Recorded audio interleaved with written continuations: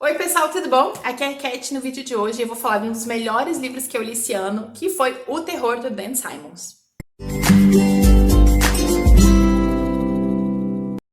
O Terror é uma ficção histórica publicada aqui no Brasil em 2017 pela editora Rocco e que o autor vai usar um momento real, um fato que aconteceu na metade do século XIX para escrever um livro.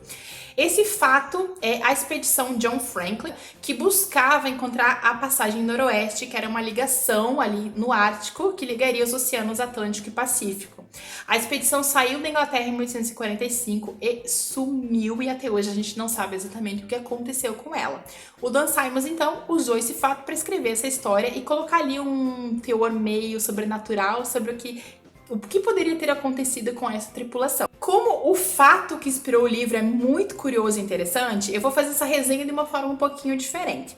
Eu vou falar um pouquinho sobre o fato, eu vou contar o que pode ter realmente acontecido com os navios e depois eu vou falar do livro em si. Então, vamos lá para uma pequena aula de história, né? Em 1845, o almirantado britânico ainda estava buscando passar a tal da passagem noroeste, né? A passagem noroeste seria uma ligação entre os oceanos Pacífico e Atlântico que seria feita ali por cima do Ártico, né? Ali por cima do Canadá. Essa passagem era o santo graal da navegação da época. Muita gente já tinha tentado, mas todos os países haviam fracassado nessa busca, porque o Ártico é mortal, né? Muita gente tinha morrido tentando atravessar essa passagem, muitos nem tinham conseguido entrar no Ártico para fazer isso. Mas em 45, o governo britânico pensou que ele tinha todos os meios para finalmente fazer isso acontecer. Dessa forma, então, eles organizam uma expedição, que é a expedição John Franklin. Essa expedição vai buscar, então, a passagem noroeste e ela vai ter dois navios, o Erebus e o Terror. Os dois navios eram equipados com o que existia de mais moderno para a época. Eles tinham provisões para ficar pelo menos 3 anos no gelo do Ártico, né? Tanto comida quanto carvão, tudo que era necessário. E a Marinha Britânica tinha muita fé que essa expedição finalmente conseguiria atravessar a passagem noroeste. Em 14 de maio de 1845, os dois navios saíram da Inglaterra em busca da passagem noroeste. E em julho de 45, alguns baleeiros viram os dois navios prestes a entrarem nas ilhas do Ártico. Esse foi o último avistamento dos dois navios. Depois disso, eles sumiram. 3 anos depois, em 1848, a esposa do Sir John Franklin, ela começou a tentar mobilizar o almirantado britânico para que o almirantado fosse atrás do marido dela e da expedição. Porque já tinham se passado os 3 anos, né, que era, digamos, o tempo máximo que eles poderiam ficar no gelo. Ela não tinha recebido nenhuma notícia do marido e da expedição, então ela estava desesperada. Então ela começa a mobilizar o almirantado para que eles enviem uma expedição atrás da expedição. E aí, com essas buscas, eles vão encontrar duas coisas importantes. Em 1850, né, quase 5 anos depois que a expedição tinha saído da Inglaterra, eles encontram alguns corpos enterrados na ilha Beechey, mostrando que os navios haviam passado por ali em algum momento. E em 1859, eles encontraram uma mensagem lacrada dentro de um moleiro, e nessa mensagem estava escrito que o Sir John Franklin e outros 27 tripulantes haviam morrido em 1847. Mas essa mensagem não especificava do que eles tinham morrido e o que tinha acontecido com os navios. Essa é a última mensagem escrita que a gente tem sobre os dois navios, e depois nunca mais nada foi encontrado. Ao longo dos anos, mais de 90 expedições saíram atrás dos restos dos dois navios, tentando descobrir o que poderia ter acontecido com eles. Diversos países se lançaram nessas buscas, mas o país que teve êxito foi o Canadá. E em 2014, o governo canadense finalmente encontrou os restos do Erebus no fundo do mar. E em 2016, os restos do Terror foram encontrados também. Então, hoje a gente já sabe que os dois navios afundaram em algum momento, mas nós ainda não sabemos como ou porquê. O Dan Simmons, então, um dia leu sobre essa expedição, leu uma notinha da rodapé, e isso ficou na cabeça dele. Ele ficou muito curioso sobre isso, o que poderia ter acontecido com essa expedição no meio do Ártico. E a ideia é de que não existia uma forma de fugir desse lugar ficou na cabeça dele, né? Como ele poderia escrever uma história sobre essas pessoas presas no meio do gelo do Ártico sem saída.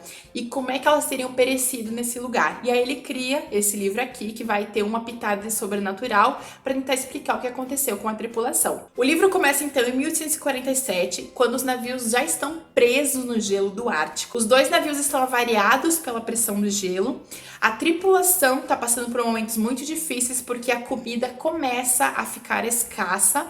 E eles também, o carvão também começa a ficar escasso, então eles têm que fazer ali medidas de comida e medidas de carvão pro dia inteiro. Eles estão bastante debilitados pelas doenças, como o escorbuto e com a falta de alimentos também.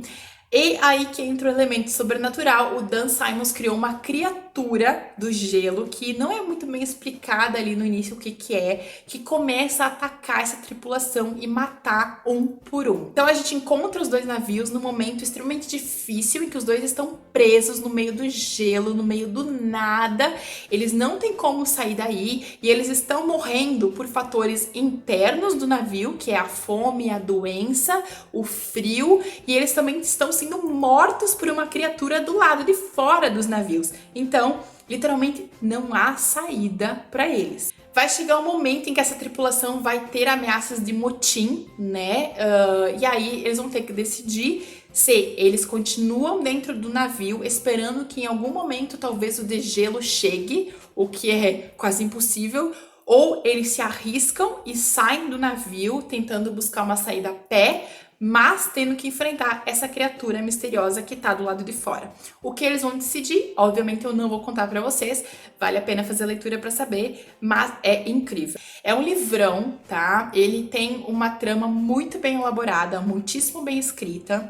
É um livro, assim, que é super detalhado. Se você quer saber como funcionava um navio desses no século XIX, leia essa história.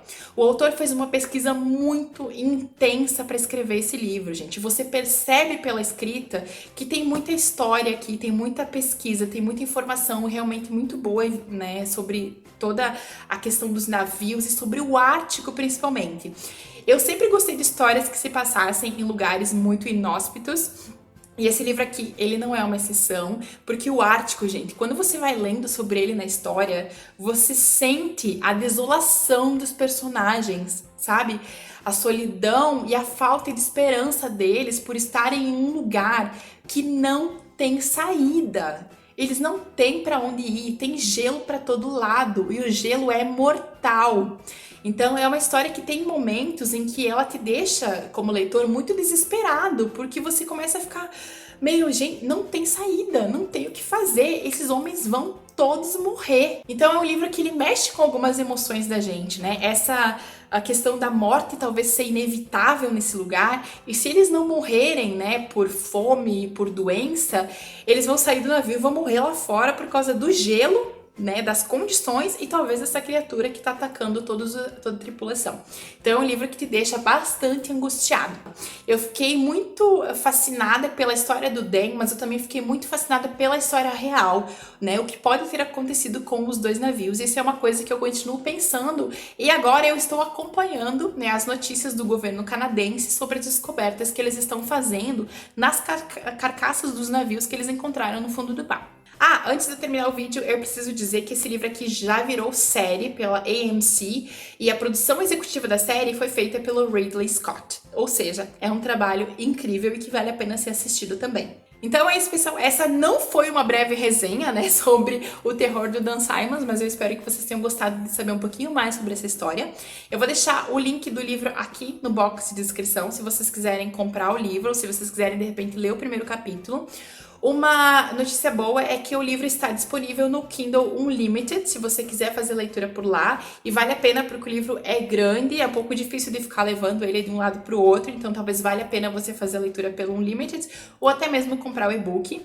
Enfim, é um livrão mesmo, é um livro que eu digo vale a pena e vale a pena você conhecer essa história. Então é isso, espero que vocês tenham gostado, né, dessa breve resenha do terror do Dan Simmons, e é isso, a gente se vê no próximo vídeo então. Beijão!